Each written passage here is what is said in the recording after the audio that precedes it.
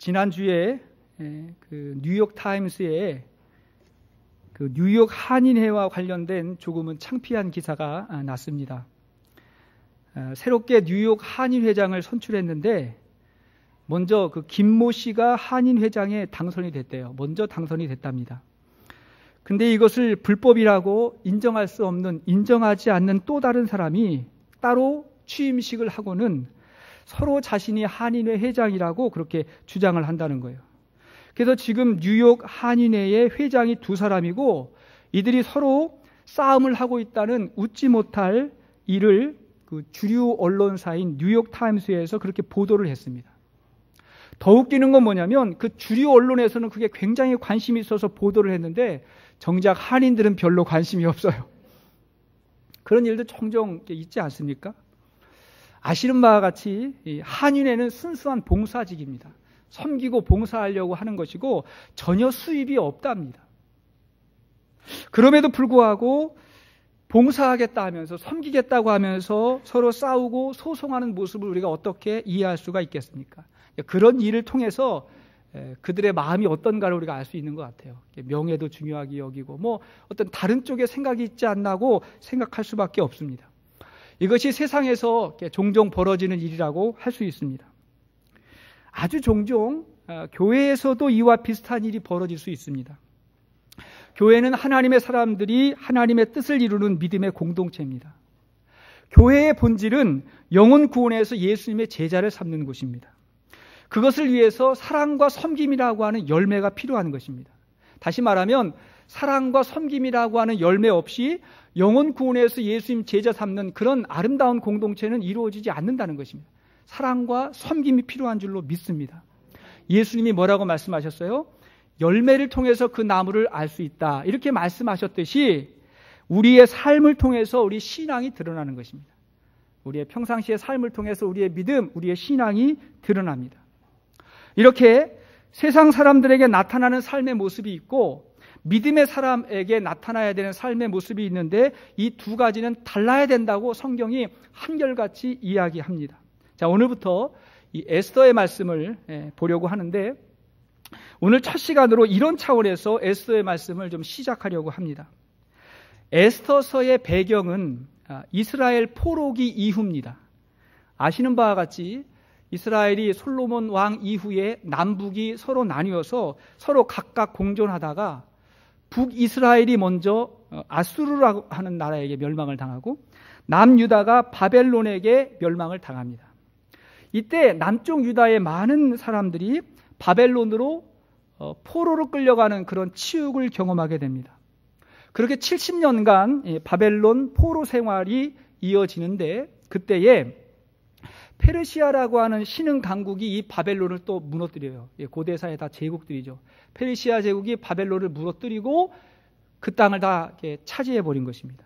그때 페르시아의 초대 왕이 고레스라고 하는 왕인데 이 고레스가 바벨론 땅을 점령하고 나서 칙령, 명령을 내리기를 이스라엘의 포로들 중에 일부를 다시 돌려보냅니다. 다시 너네들 나라로 가라 이렇게 돌려보낼 때 그 덕분에 에스라, 느헤미야와 같은 민족의 지도자들이 다시 백성을 이끌고 예루살렘 성을 재건하는 이야기가 이제 성경에 나와 있고 그런데 아직 그 페르시아 땅에 남아있는 그러면서 하나님을 섬기는 유대인들이 있었어요. 에스더서는 그때 페르시아에 남아있던 사람들의 이야기입니다. 자, 오늘 본문 에스더 1장의 배경이 어디입니까? 자, 1장 1절과 2절을 한번 읽겠습니다. 1장 1, 2절 시작. 이 일은 아하수에로 왕 때에 있었던 일이니 아하수에로는 인도로부터 구수까지 127지방을 다스리는 왕이라. 당시에 아하수에로 왕이 수산국에서 즉위하고 자, 페르시아의 아하수에로 왕 때에 수산국 그 왕의 궁전에서 있었던 일입니다. 아하수에로는 고레스의 아들로서 페르시아의 2대 왕인데 아주 포악하고 세속적인 왕이에요. 아하수에로라고 하는 말은 히브리어 이름이고 헬라어로는 크세르크세스 이렇게 말합니다. 크세르크세스. 혹시 젊으신 분들은 그 몇 년 전에 영화 300이라고 하는 영화에 나왔던 그 페르시아의 왕, 그 왕이 이 아하수에로라고 하는 그 왕입니다. 우리가 이 아하수에로를 보면서 아주 복받은 사람이고 아주 성공한 사람으로 보면 안 됩니다. 그렇죠? 그렇다 그러면 저 북한에 있는 김정은도 아주 복받고 성공한 사람이라고 생각할 수 있잖아요. 그건 아니잖아요. 자, 우리는 여기서 이 아수아로 왕을 보면서 하나님 없는 인생, 하나님 없는 세대의 특징을 먼저 볼 수가 있는 것입니다. 자, 첫 번째, 하나님 없는 인생의 특징이 뭔가? 화려함 속에 감추인 불신앙의 모습이 보여 있습니다. 성공한 것 같고 화려한 것 같지만 그 속에 불신앙의 모습이 많이 있습니다. 자, 오늘 본문의 주된 내용이 무엇입니까? 아수에로 왕의 궁전에서 화려한 잔치를 벌였다. 이 잔치의 이야기가 주된 내용입니다. 자, 계속해서 3절과 4절을 보십시오. 시작. 왕위에 있은 지 제3년에 그의 모든 지방관과 신하들을 위하여 잔치를 베푸니 바사와 메대의 장수와 각 지방의 귀족과 지방관들이 다 왕 앞에 있는지라. 왕이 여러 달 곧 180일 동안에 그의 영화로운 나라의 부함과 위엄의 혁혁함을 나타내니라. 무슨 말이에요? 온 나라의 장수와 지방 귀족, 지방의 관리들을 다 초청해서 잔치를 벌였는데 그 잔치가 180일 동안 이어졌다는 거예요. 매일 먹고 마시고 춤을 추면서 보낸 시간이 1년 중 절반, 한 6개월가량 지속됐던 것입니다. 그것도 모자라가지고 5절을 보십시오. 자, 5절 시작. 이날이 지남에 왕이 또 도성 수산에 있는 귀천간의 백성을 위하여 왕궁 후원 뜰에서 7일 동안 잔치를 베풀세. 자, 그게 끝나고 이제는 도성 안에 있는 모든 사람들을 왕궁에 초청해가지고 7일 동안 또 잔치를 벌였다는 거예요. 그 잔치의 분위기, 데코레이션, 배경이 어땠을까요? 그게 6절과 7절이에요. 자, 6, 7절 시작. 백색, 녹색, 청색 휘장을 자색 가는 배줄로 대리석 기둥 은고리에 메고 금과 은으로 만든 걸상을 화반석, 백석, 운모석, 흑석을 깐 땅에 진설하고 금잔으로 마시게 하니 잔의 모양이 각기 다르고 왕이 풍부하였으므로 어주가 한이 없으며. 자, 이 정도면 그 잔치의 화려함이 어떠한지 우리가 짐작할 수가 있을 것입니다. 어쩌면 세상 사람들이 살아가면서 야, 이런 파티, 이런 축제가 단 며칠이라도 있었으면 좋겠다라고 생각할 수가 있겠지만 여러분, 이 화려한 잔치가 어떻게 끝나는가를 보십시오. 왕의 분노와 진노로 끝나는 것입니다. 그게 12절이에요. 12절 시작. 그러나 왕후 와스디는 내시가 전하는 왕명을 따르기를 싫어하니 왕이 진노하여 마음속에 불붙는 타더라. 왕이 진노하고 마음에 불이 붙었어요. 그러면서 이제 이 잔치가 끝나버린 거예요. 자, 우리는 이러한 과정을 보면서 하나님 없는 삶의 중요한 특징을 볼 수가 있다는 것입니다. 두 가지를 생각할 수 있는데 첫 번째는 뭐냐면 자기 과시예요. 허세예요. 하나님 없는 사람은 우리 마음 가운데 믿음이 있고 하나님이 있으면 그 하나님을 즐거워하고 높이는데 우리가 관심이 있겠지만 그게 없으니까 누구를 자랑합니까? 자기를 자랑하고 과시하는 모습이 두드러지게 나타난다는 거예요. 오늘 본문은 이 왕의 잔치와 그 날수와 그 배경을 자세하게 묘사하고 있는데 왜 이렇게 자세하게 묘사할까요, 여러분? 4절 하반절을 보십시오. 4절 하반절 보니까 그의 영화로운 나라의 부함과 위엄의 혁혁함을 나타내니라. 여기 그 의도가 나와 있는 것입니다. 그의 나라와 그 위대함을 보여주기 위해서 이 엄청난 잔치를 벌인 거예요. 다시 말하면 많은 사람들 앞에서 자기를 과시하기 위해서, 그의 힘과 능력을 과시하기 위해서 그랬다는 것입니다. 그러다가 이제 느닷없이 자기 아내인 이 와스디의 미모를 자랑하고 싶은 마음이 드는 거예요. 아내를 자랑하고 싶었어요. 11절 보십시오. 11절 시작. 왕후 와스디를 청하여 왕후의 관을 정지하고 왕 앞으로 나오게 하여 그의 아리따움을 뭇 백성과 지방관들에게 보이게 하라 하니 이는 왕후의 용모가 보기에 좋음이라. 누굴 자랑하는 거예요? 이 잔치에 자기 아내의 아름다움을 과시하고 싶은 거예요. 자랑하고 싶은 거예요. 여러분, 제가 종종 사극을 볼 때가 있는데요. 사극을 보면 어느 왕도 자기 아내를 사람들, 신하들 앞에서 과시하지 않습니다. 그 앞에 세우지 않습니다. 그건 모욕이에요. 이 아하수에로는 아내조차도 자기의 소유물로 지금 과시하고 싶은 거예요. 여러분, 자기를 과시하는 사람은 사람도 수단으로 생각합니다. 자기가 이용하고 과시하는 수단으로 생각하는 거예요. 여러분, 사람은 수단이 아니라 목적이에요. 따라합니다. 사람은 수단이 아니라 목적입니다. 그 사람 자체가 가장 귀한 거예요. 혹시 주위에 사람을 무시하고 함부로 대하는 사람 여러분 조심해야 됩니다. 특히 식당이나 어디 가게에 가가지고 이 종업원들에게 함부로 대하는 사람 조심해야 됩니다. 그 사람이 지금 힘이 없어가지고 나한테 지금 이렇게 잘해주는지 몰라도 힘이 생기고 뭐 돈이 생기면 나도 함부로 여길 수 있는 확률이 큰 사람이에요. 왜요? 돈 좀 있다고 사람들에게 이렇게 함부로 할 수 있는 겁니까? 이게 자기 과시죠. 또 남을 비난하고 깎아내리는 사람의 이면에는 자기 과시가 숨어 있는 거예요. 자기 과시라는 것은 내 것을 드러내는 거거든요. 내 것을 드러내야 되는데 드러낼 게 없으면 반대로 어떤 현상이 나타나냐면 다른 사람을 무시하고 깎아내리고 멸시하는 거예요. 그러면서 내가 드러나기를, 그게 지식이 됐든 의식이 됐든 무엇이 됐든 간에 드러나기를 바라는 모습이 있더라는 것입니다. 이렇게 영적인 가치를 알지 못하는 사람이 혹 힘과 권력을 가지게 되면 곧바로 이러한 모습이 많이 나타납니다. 자기 과시는 허세하고 비슷해요.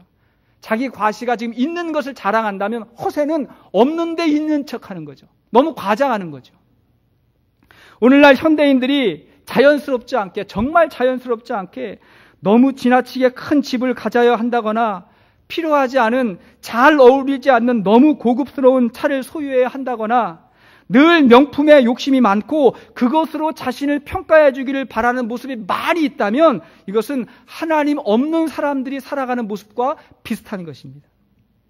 제가 기억하는 말 가운데 아름다움을 추구하려는 여인의 모습보다 더 아름다운 게 없지만 아름다움의 노예가 된 여인보다 더 추한 것이 없다, 이런 말이 있어요. 무슨 말인지 아시겠죠? 사람이 자기를 존귀하게 여기고 자기를 귀히 여기서 아름답게 꾸미려고 하는 건 굉장히 좋은 것입니다. 여러분 좀 꾸미세요.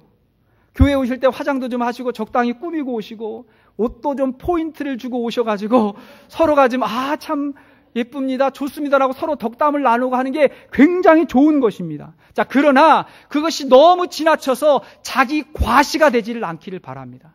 내 존재, 내 마음, 내 신앙보다도 그것으로 자기를 인정받으려고 하는 그런 마음이 우리 가운데 없기를 바랍니다. 더욱이 겉으로 드러나는 모습으로 인생의 성공과 실패를 논한다거나 하나님의 축복과 저주를 논하지 않기를 바랍니다. 악한 사람이 많은 것을 누리고 잘 되는 경우도 없지 않아 있고, 신실하고 믿음 좋은 사람이 좀 어렵고 시련을 당할 때도 없지 않아 있기 때문에 우리가 그 사람을 평가해서는 안 된다는 것입니다. 진짜 중요한 것은 하나님이 평가하는 거예요. 자, 디모데후서 3장 1절 이하의 말씀 보십시오. 디모데후서 3장 1절 이하, 시작. 너는 이것을 알라. 말세에 고통하는 때가 이르러 사람들이 자기를 사랑하며 돈을 사랑하며 자랑하며 교만하며 비방하며 부모를 거역하며 감사하지 아니하며 거룩하지 아니하며. 자, 마지막 때의 모습이 무엇입니까? 하나님을 사랑하지 않는 사람들이 먼저 자기를 사랑한대. 자기를 사랑하기 때문에 돈을 자랑하고 그걸 사랑하고 그 다음에 교만하고 비방하고 부모를 거역하며, 그래서 감사가 없는 거예요. 자기를 과시하는 사람의 끝이 감사가 없어요. 근데 이런 모습이 매우 위험스러운 건 뭐냐면 두 번째인데, 하나님 없는 삶의 특징 두 번째가 충동과 분노입니다. 항상 자기 뜻대로 안 되기 때문에 충동과 분노예요. 자기를 과시하려는 사람에게 생각 없는 행동, 이 충동적인 모습이 종종 나타나는데, 여러분 이 잔치에서 왕후 와스디를 부른 것은 깊게 생각하는 것이 아니라 충동적으로 그런 거예요. 이것은요 당시의 관습에 굉장히 어긋나는 거랍니다. 있을 수 없는 일이고, 그리고 고대 유대인들 랍비 문서에 의하면 지금 이 왕비를 부른 것은 다른 무녀들과 같이 옷을 입지 않고 서게 했다는 거예요. 그게 생각이 있는 거예요. 순간적인 충동으로 그렇게 한 것입니다. 이 제안을 왕비가 거부합니다. 당연히 거부하죠. 그랬더니 왕이 진노해가지고 폐위시킵니다. 충동적으로 제안을 하고는 자기 말 안 들었다고 왕비를 폐위시키는 거예요. 저는 이 사람이 굉장히 불행하다고 생각합니다. 진정한 행복과 감사는 관계 속에서 나오는 건데, 자기하고 가장 가까운 그 아내가 말 한마디 안 들었다고 폐위를 시킨다고 한다면 이게 어떻게 행복한 삶이라고 할 수 있겠습니까? 충동적으로 이렇게 반응을 하는 거예요. 그리고 나서 이제 2장 1절을 보면 그렇게 한 결정을 후회합니다. 시간이 지나니까 후회하는 거예요. 이런 사람을 인격 장애가 있다 그래요. 이거를 경계성 인격 장애 이렇게 말할 수 있습니다. 경계성 인격 장애라고 하는 건 뭐냐면 너무 생각이 빨리빨리 바뀌는 거예요. 좋은 게 있으면 요만큼 좋은 거 가지고 너무 좋아하고 너무 기뻐하고 너무 과장하다가 싫을 때는 너무 싫고 너무 낙심이 되고 너무 절망이 되고 감정의 기복이 심하고 예측하기 어려운 사람을 말하는 것입니다. 자, 혹시 이런 분 있으면 손 들어보세요. 제가 특별히 기도해 드릴게요. 좋지 않은 거잖아요. 앞으로 계속 보게 될 이 아수에로의 충동이 계속해서 이어지게 됩니다. 여러분, 우리가 사려가 깊지 않고 충동적으로 사는 게 왜 문제가 될까요? 사실 우리가 어떤 것을 이루기 위해서는 많은 시간과 노력이 필요한 것입니다. 근데 그것이 무너지는 데는 정말 한순간일 수 있어요. 한 번의 실수, 한 번의 충동으로 인해서 모든 것을 잃어버릴 때가 있어요. 종종 정치인들을 보십시오. 연예인들을 보십시오. 아주 가끔 종교인들을 보십시오. 한순간의 실수와 충동으로 무너지게 돼요. 여러분, 우리가 술에 취하는 게 왜 문제입니까? 왜 이게 좀 문제가 있을까요? 우리의 충동을 자극하기 때문에 그래요. 지금 이 아하수에로 왕의 이 충동적인 반응은 성격도 문제겠지만 술 취해서 그래요. 10절 말씀 보십시오. 10절. 시작. 제7일에 왕이 주흥이 일어나서, 자, 주흥이 일어났다. 이게 뭐예요? 술 마시고 기분이 좋다는 거예요. 그래가지고 술에 취해가지고 즉흥적으로 이런 제안을 했다는 것입니다. 여러분, 그래서 모든 범죄의 한 70%는 술 취해서 일어납니다. 술과 관계가 있어요. 그래서 성경에서는 이것을 좀 강조할 때가 있죠. 자, 에베소서 5장 18절 시작. 술 취하지 말라. 이는 방탕한 것이니 오직 성령으로 충만함을 받으라. 자, 결과적으로 자기 과실을 삶의 목적으로 삼고 충동적으로 살아가는 사람의 결과가 분노 혹은 후회일 때가 많다는 거예요. 분노하다가 때로는 후회하다가 이런 경우가 많습니다. 자, 하지만 이러한 세속적인 모습과는 다르게 믿음으로 사는 사람이 있지 않습니까? 자, 두 번째, 믿음의 사람은 소박함 속에 생명 있는 삶을 살아갑니다. 겉으로 보면 소박해요. 단아해요. 근데 그 속에 진짜 중요한 생명이 있다는 것입니다. 그 대표적인 인물이 우리가 앞으로 보게 될 에스더라고 하는 여인일 것입니다. 자, 우리가 어떻게 자기 과시가 아니라 충동이 아니라 겸손하고 온유하며 신중한 믿음의 사람으로 살 수가 있을까요? 우리 앞으로 많이 보겠지만 오늘 두 가지만 생각하겠습니다. 첫 번째는 뭐냐면 하나님의 말씀으로 충만해야 됩니다. 하나님의 말씀이 우리에게 필요한 거예요. 생각이 없는 사람의 특징이 충동이었다면 하나님의 말씀으로 충만한 사람은 충동적이지 않습니다. 안정적으로 성령의 열매를 거두며 살아요. 대표적으로 사울과 다윗을 비교해보면 알 수 있다고 생각합니다. 이 사울은요, 외모가 출중하고 화려했지만 그 속에 하나님의 말씀이 없어요. 하나님이 없어요. 그래서 왕이 된 이후에, 왕이 되기 전엔 두려워했어요. 좀 겸손한 것 같았어요. 근데 왕이 된 이후에 자기를 과시하고 그 다음에 아주 중요한 일을 충동적으로 결정하는 것입니다. 블레셋과 전쟁이 벌어졌는데 사무엘 선지자가 늦게 도착하니까 자기가 직접 제사를 주관하는 거예요. 여기 자기 과시가 있어요. 내가 해도 돼, 내가 해도 돼. 누가 하면 어때? 내가 해도 돼. 그러면서 그걸 또 충동적으로 결정해요. 그게 하나님 앞에서 굉장한 죄였습니다. 사람들이 다윗을 좋아하니까 다윗을 사위로 맞아들여요. 자기 가족으로 사위로 맞아들이고 그러면서도 충동적으로 다윗만 보면 마음에 분노가 와가지고 죽이려고 하는 거예요. 다윗이 눈에 띄면 옆에 있는 창을 잡아가지고 창을 집어 던져요. 그리고 나서 좀 이따 후회해요. 내가 왜 그랬지 그러고. 그러니까 이 사울을 보면요, 이 경계성 인격 장애가 있어요. 다윗아 내 아들아 그렇게 막 사랑하고 울다가도 좀 지나면 저놈 죽여라 이런 모습이 사울에게 많이 나타났습니다. 반면에 다윗은 그의 마음이 말씀으로 충만합니다. 어릴 적부터 하나님을 찬양하는 것을 좋아했어요. 여호와는 나의 목자시니 내게 부족함이 없으리로다. 다윗의 노래 찬양 아닙니까? 그의 노래, 그의 시가 시편에 기록되면서 하나님의 말씀이 됩니다.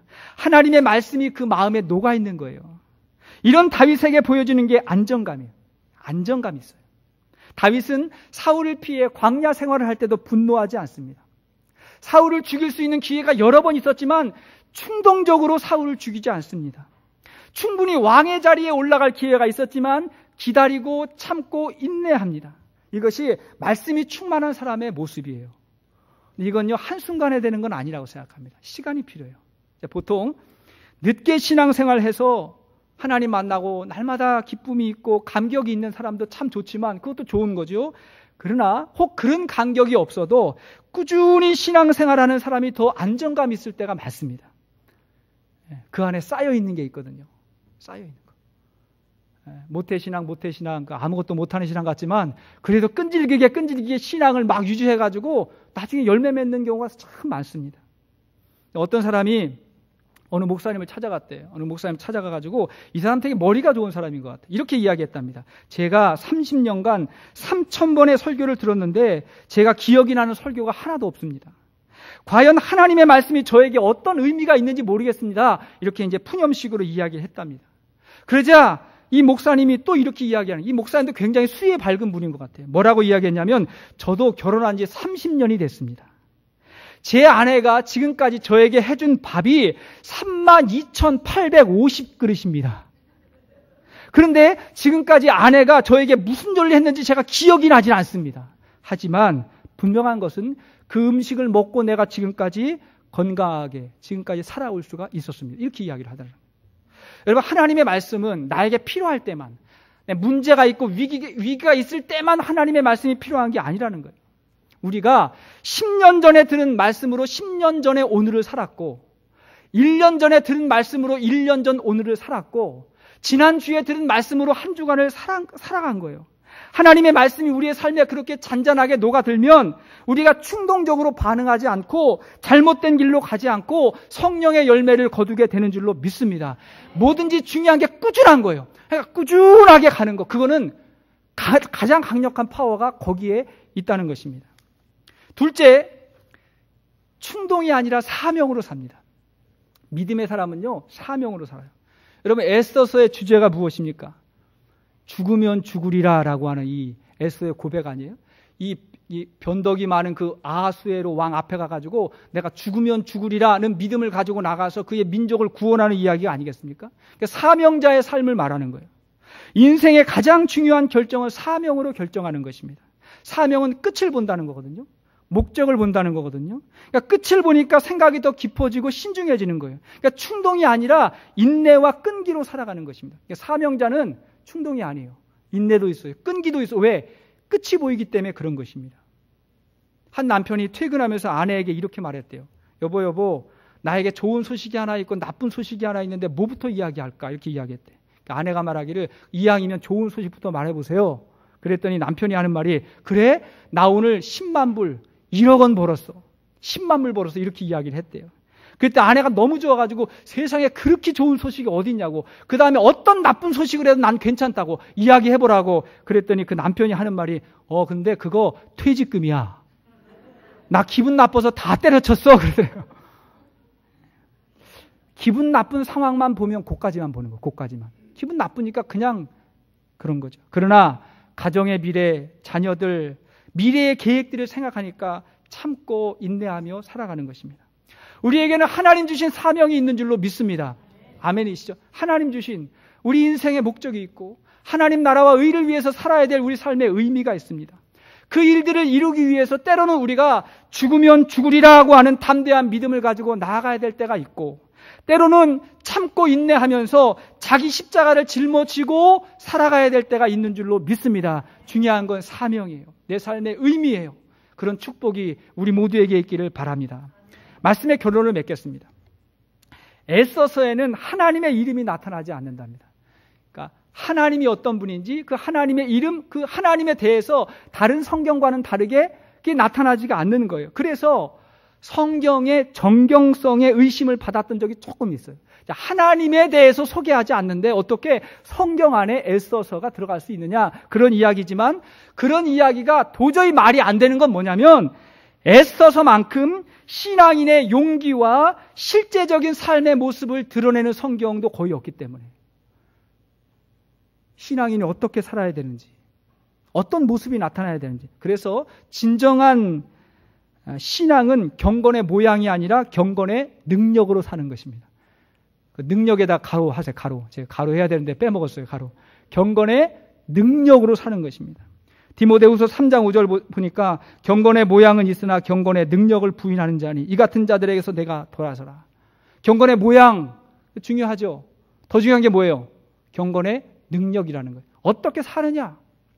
여러분, 우리가 하나님을 많이 찾고 교회에 이렇게 예배드리고 입에서 주여 하나님, 집사님, 장로님 뭐 이런 이야기 많이 하는 것도 좋아요. 왜? 입술로 고백할 때 신앙이 나타나니까. 하지만 이것보다 더 중요한 게 뭐예요? 말하지 않아도, 그런 이야기가 나오지 않아도 우리의 삶을 통해서 신앙인에게 진짜 나타나야 될 그런 믿음, 에서와 같은 믿음, 살아있는 믿음이 우리의 삶 가운데 나타날 수 있기를 바랍니다. 그러면 하나님께서 영광을 받으시고 하나님의 귀한 역사가 있게 될 것입니다.